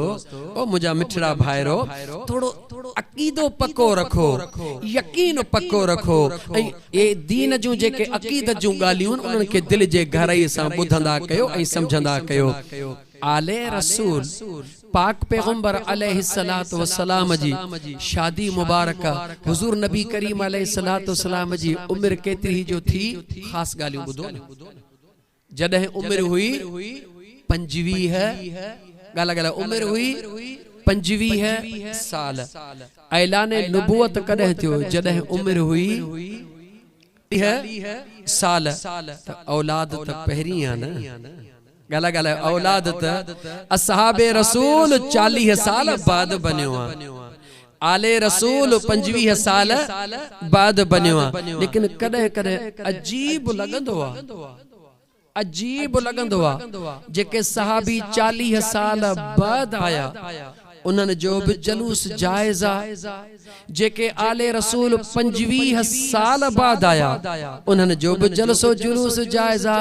लेकिन जंहिंजे करे आले रसूल बनिया जंहिंजे करे असहाबे रसूल बनिया ओ साहिबे अजमत इज्जत आला उन जे जलसे जुलूस जो कोई वजूद कोने या अजीब अकीदत थोड़ो तवज्जो कयो तहां महबूब सुबानी जो गुलामन ते मयार ॾियण जे बजाय थोड़ो उहे दोस्त थोड़ो ख्याल कन फॉर एग्जांपल जेके आले रसूल जो जलसो जुलूस कढन था आई नो ऑब्जेक्शन असा कोई एतराज कोने असा आशिक आयो खुद कढना आयो महबूब जे बचन जे मोहब्बत में लेकिन जदे आले रसूल जे इज्जत इश्क में जुलूस कढण जायजा त पो जेको आले रसूल जंहिंजे करे वजूद में आयो उन जे ला जलसो जुलूस कढण जायज कोने आहे तो छो न तो कढियो वने शक ज़ाहिर तो थे तवज्जो कजो अहम गाल तो बुधाए शक ज़ाहिर तो थे असहाबे रसूल हिक सहाबी जे नाले सा जुलूस कढियो तो वने जलसो कढियो तो वने लेकिन सहाबी त बना 40 साल बाद 40 साल अग जंहिंजे करे मुझा दोस्त सहाबी बनिया उन मुझे महबूब जे नाले जे ला छो त विलादत 40 साल पहिरी थिया मानू चोंदा त सहाबा जुलूस कढियो हो चरिया सहाबा त 40 साल पो थिया मिलाद त 40 साल अगु जी गाल सहाबा तो बाद में आले रसूल बाद में मिलाद अञा अगु जी गाल हा इन करे मुझा दोस्त थोड़ो अकीदत के समझो ए पांजे पाण के थोड़ो मुनज़्ज़म करण जी कोशिश कयो एकड़ो भला अञा भी अहम गाल बुधाए वञा नौशारे में तमाम घणा ज़हीन आला किस्म जा ज़हीन मानू वेठा हन गाल कया थोड़ो तवज्जो सां बुधजो सोहणे अली उल मुर्तजा जा अम्मा बतूल साइण मा जेके शहजादा हन वडे वडे शहजादे जो नालो छाए थोड़ो त गालायो एतरा सादड़ा त कोन हो यार इमाम हसन साईं बियो नंबर शहजादो इमाम हुसैन अलैहिस्सलाम ताके खबर होण गुरजे इन बिन शहजादन खो सवा बियन घर वारन मा शेर खुदा के 18 पुटड़ा हन घणा तवज्जो कजो। लेकिन मां ओडो यको तवील न थो जा जो टाइम कोने, लेकिन सवाल तो कया त वडड़ो वडड़ो पुटड़ो केरा इमाम हसन से पगदार वडो पुटड़ो पगदार हुंदा, पगदार है मुझो दिलबर इमाम हसन। उनखे भी ज़हरे कातिल दई शहीद कये वे, एक दफो न ब दफा न टे दफा, खोड़ सारी तारीख मिले थी। बहरहाल उनखे भी शहीद कये वियो। नंढड़े सवाल जो मुके जवाब ता न दई सकंदो, बल्कि ता जे ज़हनन में सवाल छलियो तो वञा त जडह मुहर्रमुल हराम जे अंदर इमाम हुसैन अलैहिस्सलाम मुझे दिलबर अली जो बियो नंबर बचड़ो आ, नंढड़ो बचड़ो आ। इमाम हुसैन अलैहिस्सलाम जे निस्बत सां जलसा जुलूस कढिया था वञन, ताज़िया कढिया था वञन, इन हद ताईं जो घोड़े जो भी ताज़ियो कढियो तो वञे, इन हद ताईं जो पानी जो ताज़ियो जेको कढियो तो वञे। सवाल पैदा थियो त इन एडे अज़ीम ॾींहनि में इमाम हसन साईं खे ज़रे जे बराबर भी याद कोन थो कयो वञे। ॻाल्हि कहिड़ी आ? हिकड़े मिंट जे लाइ तव्हांखे सोचणो पवंदो, हिकड़े मिंट लाइ तव्हांखे सोचणो पवंदो। छो त ज़िक्र नंढे भाउ जो ज़िक्र थे, वॾे भाउ जो ज़िक्र न थे, इहा सरासर ना इंसाफ़ी आहे। जह जगह ते मुझा दोस्त अजीज अबू बकर सिद्दीक जो जिक्र थे, उमर फारूक जो जिक्र न थे त ना इंसाफिया। उमर फारूक जो थे, उस्मान ज़िन्नूरैन जो न थे त ना इंसाफिया। उस्मान साईं जो थे, शेर खुदा जो न थे त ना इंसाफिया। इमाम हुसैन जो जिक्र थे, इमाम हसन जो जिक्र न थे त ना इंसाफिया। इमाम हुसैन जो शान बयान कयो वञे, इमाम हसन साईं जो शान बयान न कयो वञे, सरासर ना इंसाफिया। ना इंसाफी त आहे, लेकिन उन जे पुठियां हिकिड़ो तूफान भी नज़र अचे थो। तूफान केड़ो नजर तो अचे, इन तूफान के सबको खुद वनी सोचे। अब्बो हिकड़ो आ, अम्मड़ हिकड़ी आ, शहजादा बहन मुझो महबूब मुस्तफा केडी मल हिन कुलड़े ते सवार कंदो आ, केडी मल हिन कुलड़े ते सवार कंदो आ। मुझो महबूब मुस्तफा फरमाइंदो आ, मुझे दुनिया जाही ब गुल हन, इनी जो गड जिक्र कंदो आ। मुझो महबूब मुस्तफा जन्नत जी सरदारी वंडींदो आ। इमाम हुसैन हिकड़े सुणे जो जिक्र न कंदो आ। सय्यदा शबाब अहल जन्नत अल हसन वल हुसैन, सुणे हसन जो भी जिक्र आ, सुणे हुसैन जो भी जिक्र आ। मुझो महबूब जिक्र करे बई गड, मुझे महबूब कुलड़न ते खणे बई गड, ता चादर ततहीर में अचन बई गड। लेकिन दुनिया अलग अलग छो कयो आ? साबित थियो त कुछ दार में कारो आ या सजी दाल ही कारी आ। अकीदत के दुरुस्त कयो, मोहब्बत के दुरुस्त कयो। इन गाल ते गहराई सां सोचो, आले रसूल सां प्यार करण वारो त जडे मुझे दिल पर इमाम हुसैन जो शान बयान कयो थो वजे, त उते इमाम हसन साईं जो भी शान बयान करण घुर्जे। अगर न कयो वयो तो सरासर ना इंसाफिया। मजीद मां कुछ भी न चवंदो, इहो वक्त अचण जी ॻाल्हि आहे। लेकिन तव्हां नौशर फिरोज शहर वारनि जे दिमाग़ में सवाल छॾियो थो वञा, छो त अक्सर वीचारा अणॼाण हूंदा आहिनि, ख़बर ई न हूंदी आहे। तव्हांखे ज़हन में हो सवाल ज़रूर हुजे। मां पंहिंजी जगह ते वापसि मोटां, टाइम थोरो आहे, त मां अर्ज़ पे कयो मुंहिंजा दोस्तो अज़ीज़ो, मुंहिंजे मदीने जे ताजदार सल्लल्लाहु अलैहि व आलिहि वसल्लम फरमायो, मां क़ुरान जो साथी अहल बैत खे बनायो थो वञा, असहाबे रसूल खे छो न। मुंहिंजा दोस्त अज़ीज़, आशिकन जो ईमान यकीदो आ, या हिकमत मुस्तफा है, छो त मुंहिंजो हबीब साहिब हिकमत आ। हिकमत कहिड़ी आ? हाणे गौर कजां त मुंहिंजे महबूब मुस्तफा क़ुरान करीम जो साथी आले रसूल खे छो बनायो? मुंहिंजे महबूब मुस्तफा असहाबे रसूल खे छो न बनायो? हाणे गौर कजां नौशर फिरोज वारा, मुंहिंजे मदीने जे ताजदार सल्लल्लाहु अलैहि वसल्लम खे ख़बर आ, जेको असहाबी आ, जेको असहाबी आ, सहाबी बनबो आ निगाहे मुस्तफा सां। सहाबी छा सां बनबो आ? ॻाल्हि सहाबी जे लाइ ब शर्त ज़रूरी हन। कहिड़ो? हिकिड़ो शर्त इहो आ त मुंहिंजा दोस्त हिन मथे जे अखियुनि सां मुंहिंजे महबूब जो दीदार करे। ॿियो शर्त इहो आ उन जो ईमान ते ख़ात्मो बिल ख़ैर भी हुजे। इन ॿिनि शर्तनि खां बाद में उनखे सहाबी जो लक़ब मिलंदो आ। मुंहिंजे महबूब मुस्तफा खे ख़बर आ, क़ुरान ॿिनि ॾींहनि जे लाइ न, ॿिनि सालनि जे लाइ न, 100 साल जे लाइ न, क़ुरान क़यामत ताईं हलण वारो आ। उनके साथी भी उहे ॾियां जेसी क़ुरान हले, तेसी उन जा साथी भी गॾु हलण वारा हुजनि। असहाबे रसूल निगाह मुस्तफा सा बनबो आ मुझे हबीबन करीमन अलैहिस्सलातु वस्सलाम जे हिकमत दे निहार साहिबे हिकमत नबी दे निहार मुझे हबीब के खबर आ मां मुस्तफा करीम के अल्लाह जो अमर मञणो आ अल्लाह जो हुक्म मञणो आ ज़ाहिरी तौर हिन दुनिया के अलविदा चवणो आ पंहिंजे पाक पंहिंजे पाण के गुंबज़ खज़रा जे हेठों आरामी रखणो आ मुझे महबूब मुस्तफा के खबर आ मां हबीब जे ज़ाहिरी हयात तय्यबा का बाद में सहाबा जो बणजण बंद थी उन खां बाद में कोई भी सहाबी बणजी कोई भी सहाबी बणजी कोन सकंदो जेके बणजना होया ओहे बणजी वया जेतरा भी बणया बणजी वया हाने उनन जे उम्र दे निहारियो कंजी 100 साल उम्र रहंदी कंजी 150 साल उम्र रहंदी भला वधा खणी कंजी 500 200 साल उम्र रहंदी लेकिन मुजा दोस्त फार एवर को भी सहाबी जेरो कोन हुंदो सहाबी जो औलाद सहाबी को न सरबो छो त सहाबी हुजण जे ला शर्ता निगाहे मुस्तफा सहाबी हुजण जे ला शर्ता दीदारे मुस्तफा हबीब करीम अलैहिस्सलातु वस्सलाम जा परवानो हिकमत मुसाहिब हिकमत दे निहारियो मुझे हबीब करीम सल्लल्लाहु अलैहि वसल्लम इन करे कुरान जो साथी कहीं सहाबी जो जिक्र न कयो छो त सहाबा जो खिदमतूं पंहिंजी जगह ते सहाबा जो मोहब्बतूं पंहिंजी जगह ते सहाबा जो कुरान सा साथ पंहिंजी जगह ते लेकिन कुछ जमाने का बाद में सहाबी दुनिया ते बचना कोन होया सभनी के अल्लाह जो अमर मञणो हुयो कुरान के कयामत ताईं हलणो हुयो साथी अहड़ा ॾिजण जेसि दुनिया कायम होदी कुरान कायम होदो तन जो साथी बुन सा गॾु कायम होजे करबला जे मैदान में जे निहारी दे इमाम ज़ैनुल आबिदीन जो बचन इहा त हिकमत है खुदा जी पूरो खानदान पांजे हवाले करण हिकड़े जवान के छड़न बचाण इहा त खुदा जी हिकमत आ महबूब मुस्तफा ज़मानत ॾिनी आ पूरी त खुदा के करनी आ न मुस्तफा करीम फरमाइंदो पूरो तो मुझो रब कंदो आ न गाला पूरो करण का वारो केर आ अल्लाह ताला पूरो करण वारो मुझे हबीब करीम अलैहिस्सलातु वस्सलाम के खबर आ पंहिंजे करीम रब सब कुछ पंहिंजे यार के बुधायो आ मार के करबला भी थींदो अहल बैत जे मथा इम्तिहान भी दो सबई घुराए छदींदुम मगर मुझा महबूब हिकड़ो जरूर छदींदुम जेमा तुझी ज़मानत क़यामत ताईं बरकरार रहे कोई इए न चवे तब आले रसूल जो वजूद खत्म थियो न मुझा महबूब तो मुस्तफा जी जुबान कण मारब पूरी कंदो यही हिकमतुन मुझा दोस्त अजीज मुझे हबीब करीम अलैहिस्सलातु वस्सलाम जा परवानो मुझे हबीब फरमायो आले रसूल कुरान गड गड छड्यो तो वञा ये कदह भी लम यतफरक़ु हिक बे खां अलग न थींदा करबला जे मैदान में दुनिया मुशाहिदो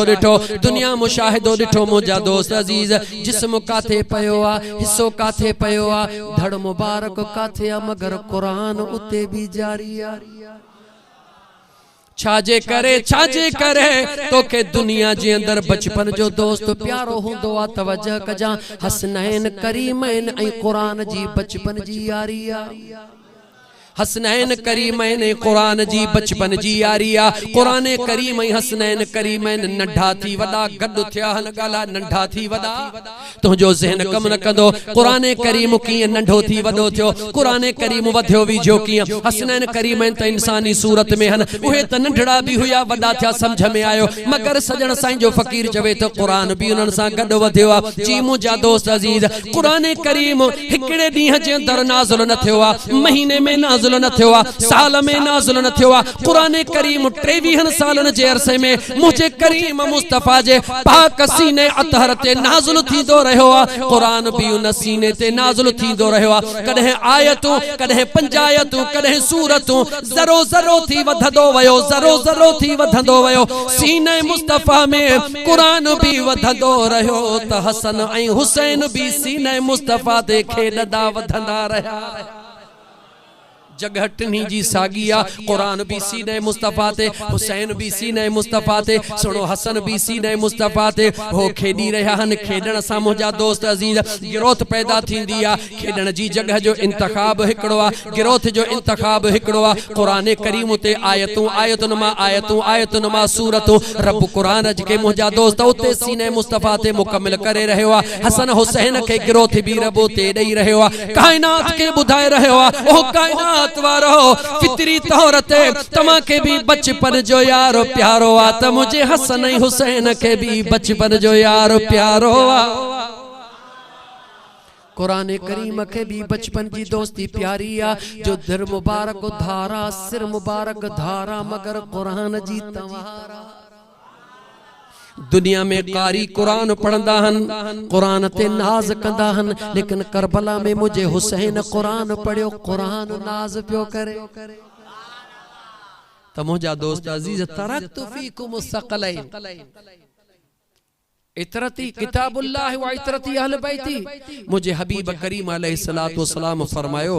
गरियूं बशयूं छडियो थियो वञाव हिकड़ो अल्लाह जो कुरान बियो मां मुस्तफा जो अहल बैत मां मुस्तफा जे अहल बैत जे दामन में हथ विझजो कुरान करीम के पढ़जो कुरान करीम के समझजो कुरान करीम मशाले राह तवा जाडो कुरान करीम के जिंदगी का अलग न कजो आले रसूल के प्यार का अलग न कजो पो तवा कदे भी निधन का न थींदो हेडे हेडे कोन मिदो सिधो मां मुस्तफा जे दरबार में ईंदो बेड़ी आले रसूल जी वठजो रस्ते जो इंतखाब असहाबे रसूल के बनाएजो चो त मुझे मदीने जे साईं फरमायो मुझे अबू बकर सा प्यार कजो मुझे उमर सा प्यार कजो मुझे उस्मान सा प्यार कजो मुझे अली सा प्यार कजो चवण दे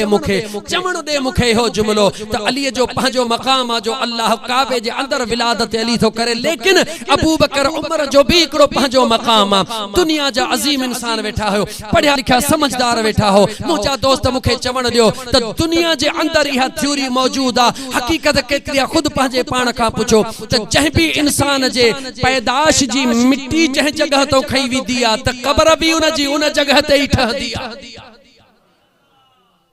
या हकीकत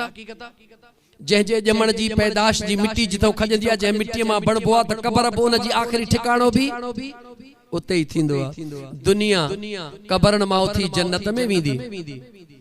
दुनिया कब्रन मां उथी जन्नत में वेंदी जरा गौर त कयो अबू बकर उमर जन्नत में उथी जन्नत में वेंदा किए थो मुझा दोस्त अजीज ॾाहो थी अबू बकर उमर जी बेअदबी न कर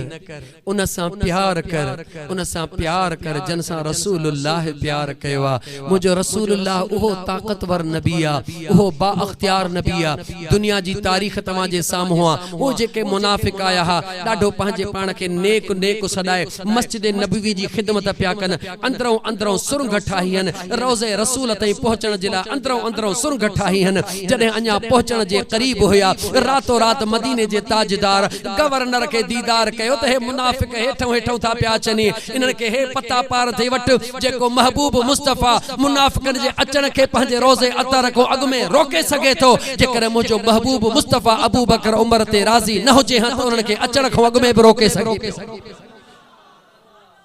लेकिन दुनिया जी तारीख गवाह सुने अबू बकर सिद्दीक रज़ी अल्लाह तआला अन्हु जडे दुनिया छडण जो टाइम करीब आयो आ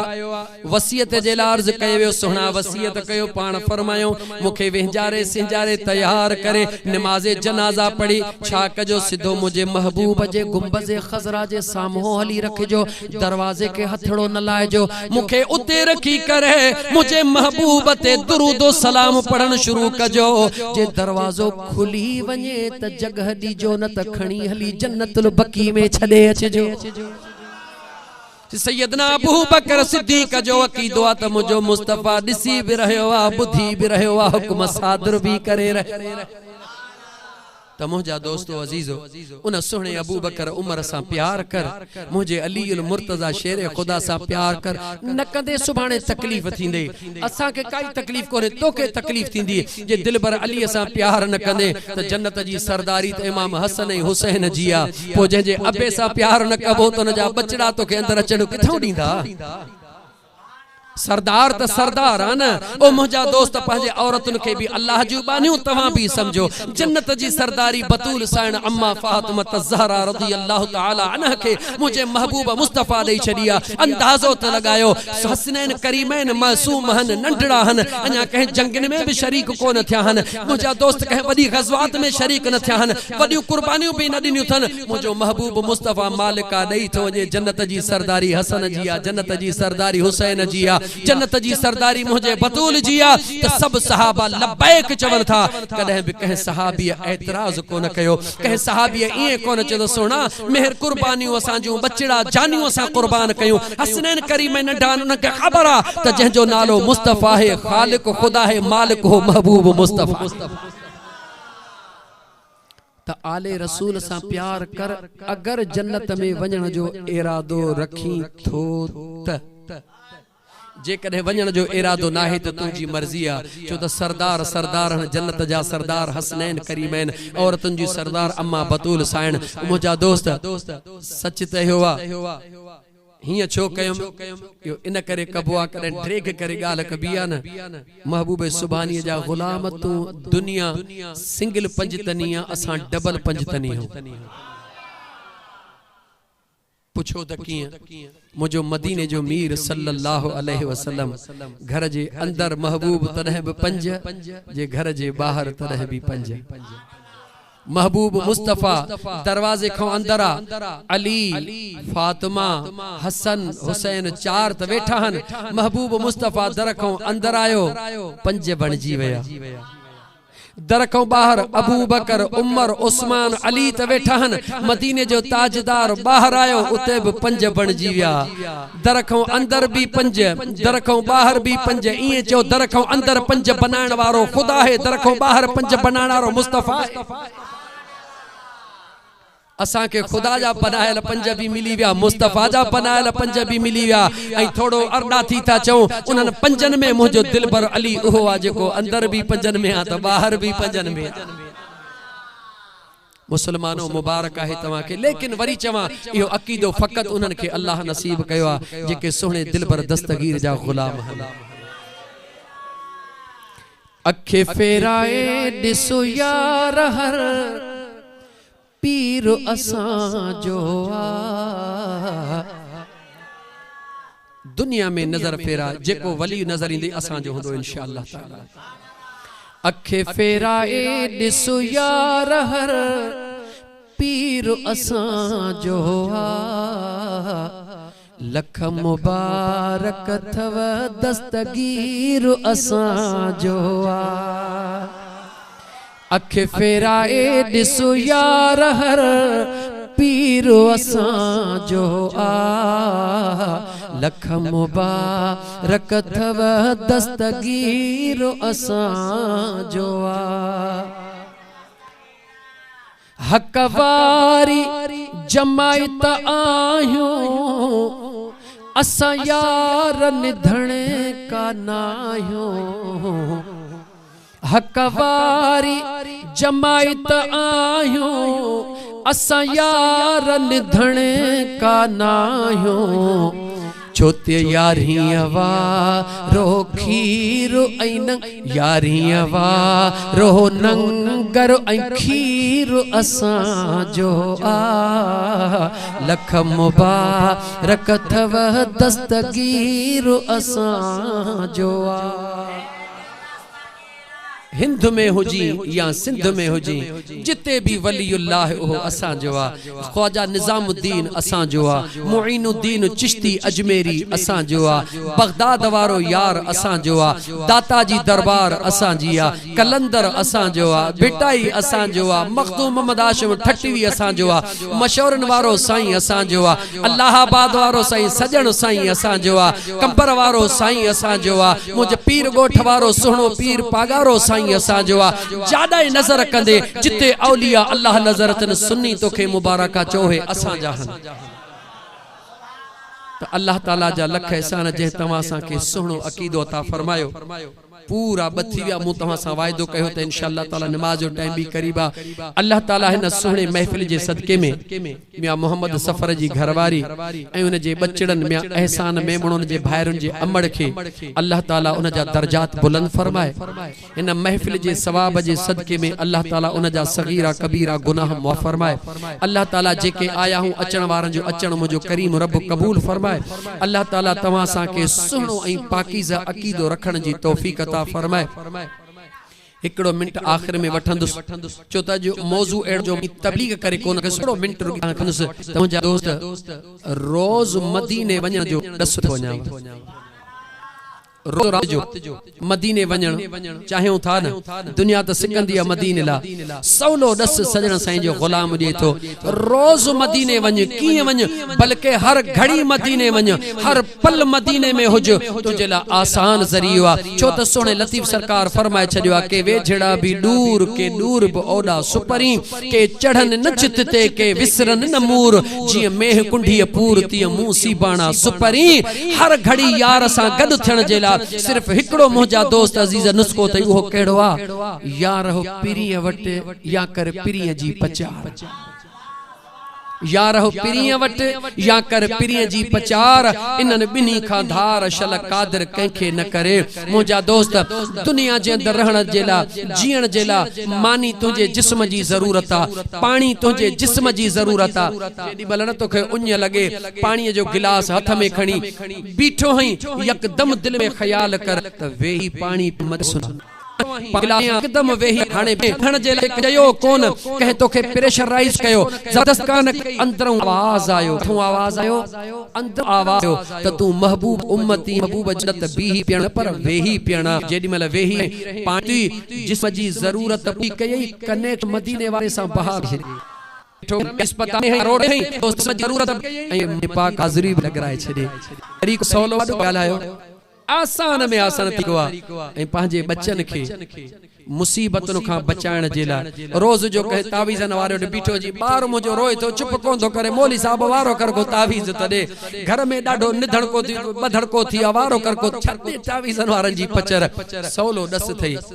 रात जो सुम्हण खां पहिरीं 5 मिंट पंहिंजे बच्चन खे ॾे घणा मिंट सिर्फ 5 मिंट पंहिंजे बच्चन खे ॾे उन 5 मिंटनि में हिकिड़ी का मुंहिंजे महबूब जी बचड़नि खे हदीस ॿुधाए दुरूद पढ़ाए कलमो पढ़ाए बचड़नि खे चयो बाबा सभई हिक ॿिए खे चयो अल्लाह हाफ़िज़ मम्मा अल्लाह हाफ़िज़ बाबा अल्लाह हाफ़िज़ अदा अल्लाह हाफ़िज़ सभई हिक ॿिए खे अल्लाह जे हिफ़ाज़त में ॾेई सुम्ही पओ ख़ुदा जो कसम तव्हां निंड करे खोंघरा हणो आसमान जा फ़रिश्ता तव्हांजी ग़ुलामी पिया ॾियनि जिंदगी गुजारण जो आसान तरीको सहल तरीको मुसीबतुन खां बची वञ अल्लाह हाफ़िज़ यानी अल्लाह तहां जो मुहाफ़िज़ बच्चे चयो अम्मा के मम्मा अल्लाह हाफ़िज़ मां चयो पुट तुंहिंजो भी अल्लाह हाफ़िज़ सजी रात मां पुट निंड में मलाइक ड्यूटीअ में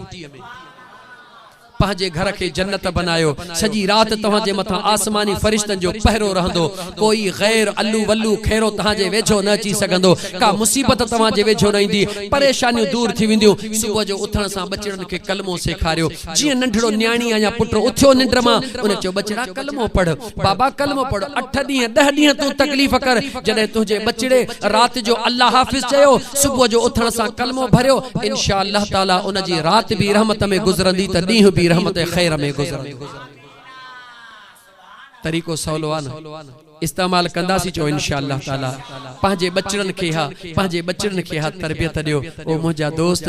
अज जे कने तव्हां सां हेड़े दौर जे अंदर भी इन तावीज़न जे ढांचे में फाथा पियो खुदा पनाह में खुदा त उन्हनि खे बि का हिदायत ने जेके रात ॾींहं धंधो कयो वेठा हन बेचारे मथे जे सूर जो पहुचे तोखे बुता खुदा जा बाना रहम कर पाण ते भी ऐं बच्चन ते भी रहम कर ओ मुंहिंजा दोस्त अजीज हेड़े दौर जे अंदर भी तावीज़न ते यकीन रखण वारा या इन ढांचनि ऐं बुतन ते यकीन करण वारा या ठगी आ धोखो आ कुछ भी कोने को सूरतुल फलक छाजे लाए सूरतुल नास छाजे लाए बस सूरतूं पढ़ी सूरह फातिहा पढ़ सभई मुश्किलातूं टरी वेंदियूं अल्लाह जे मथा भी त करे भरोसो करण सिखो न तव्हां असां हिन पंहिंजे बच्चन खे कहिड़ी थ्योरी पे था सेखारियो चेल में सूरा पक तावीज़ा मथे में सूरा पक तावीज़ा सोचो तव्हां असां त तावीज़ करे पहुतासीं तव्हां असांजा बच्चा जवान थी छा कंदा ये तव्हां खे बाहूं तो ॿधां खुदा खे मञो पंहिंजे नस्ल खे बचायो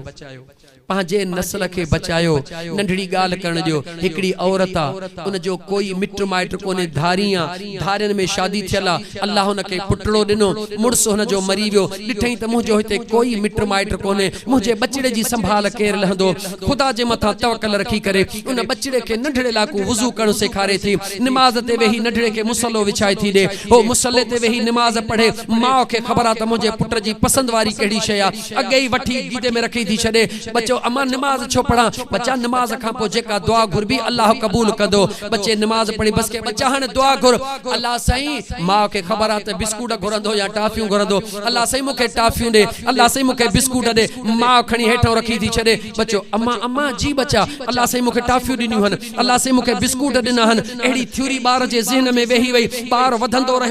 रहो इन गाल ते यकीन कंदो रहो अजीब खुदा जी कुदरत अजीब खुदा जो निजाम पाड़े में को कज़ियो थियो मां हली वई कज़े ते बच्चो हलियो वियो रांद थे बच्चो रांद खेडी मोटियो भूख लगी आयो घर में ॾिठई अम्मा कान्हे का सोची अम्मा त कान्हे का पर अम्मा जो इंतजार छो कया मां अल्लाह का रोज घुरदो हां अल्लाह दींदो अज भी मुखे दींदो जी हसबे मामूल मां हुनके वुजू कराईंदी ही अजो अकेलड़ो मासूम उथे वुजू थो करे उबता सुबता गुरड़ियों करे मुसल्लो थो विछाए हाने हेडे होडे निहारे तो सजदा हुनके केड़ी खबर नमाज जी नमाज छा थींदी आ सजदा दई करे बस करे हथ मथे खणी चे तो मुजा मौला अज त अम्मा बकाने का भूख भी डाढी लगी अज का मुके एड़ी शे खारा जे मा मुके सुकून मिले डरो थे ला इलाहा इल्लल्लाह मुहम्मद हिय करे हेठ जो दिसे त ताजा ताजा ताम पिया उहे खणे थो अचे वेही खट दे खाए थो ओडा अम्मड़ के ख्याल आयो तो मुझो बच्चो घर आयो होंदो न के भूख लगी हुंदी अम्मड़ के केड़ी खबर तो मुझो बच्चो मंजिल ते पहुंची वयो आ अम्मड़ जो अचे दिसे बच्चो मानी पे तो खाए हकल कई के खा वठी आयो हई मानी जे अम्मा नाराज छो था थियो तवाई त सेखारियो हो जिए तवा सेखारियो हो अज मु इए ही कयो आ जेखा तहा वठी दींदा हो तहा कोन हो मु उन का घोरियो आ मुखे बुने ही दिनो तो मुझा दोस्त औलाद जी तरबियत एड़ी सुनी औलाद के सुनियो गालियों सेखारियो औलाद के न फिरकिन सिरकन खां बचाए औलाद जी तरबियत एड़ी प्यारी ए मिठड़ी कयो जो नढड़े लाको बच्चन के पंहिंजे रब सां ताल्लुक गंढी जी वने मदीने वारे मीर सल्लल्लाहु अलैहि वसल्लम सां प्यार थी वने नढड़े के खबर होजे त वेही पानी पीण मुझे आका जी सुन्नता हथ धोई मानी खाण मुझे आका जी सुन्नता मानी को पहरी बड्डो का पानी पीण मुझे आका जी सुन्नता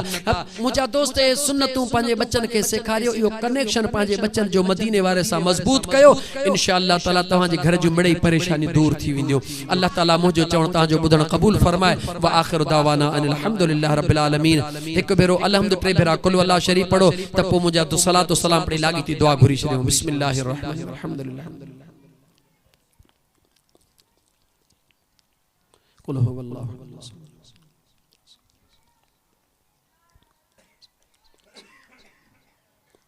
अल्लाहुम्मा सल्ली अला सय्यिदना मुहम्मद व अला आलिहि व अस्हाबिहि करीम रब्बी महफिल जो सवाब जेको कुरान करीम जी तिलावत के जो सवाब खैर खैरात हिसाब या अल्लाह तुझे बारगाह रब्बुल इज्जत में पेश कैसी मुझा करीम कबूल फरमा हबीब करीम अलैहिस्सलाम तमाम अज़वाज मुतहरात औलाद रसूल असहाब रसूल हबीब करीम अलैहिस्सलाम उम्मत जे तमाम शहीदन खुसूसन शहीद बदर शहीद खंदक शहीद औद शहीद करबला हबीब करीम अलैहिस्सलाम जे उम्मत जे तमाम औलिया अल्लाह नक्शबंदी कादरी चिश्ती सोहरवर्दी खुसूसन पीरन जे पीर अब्दुल कादिर जीलानी घोट रहमतुल्लाह महबूब करीम अलैहिस्सलाम जे उम्मत जे तमाम ईमान वारन मर्दन ईमान वारन औरतन जो पड़ी खुसूसन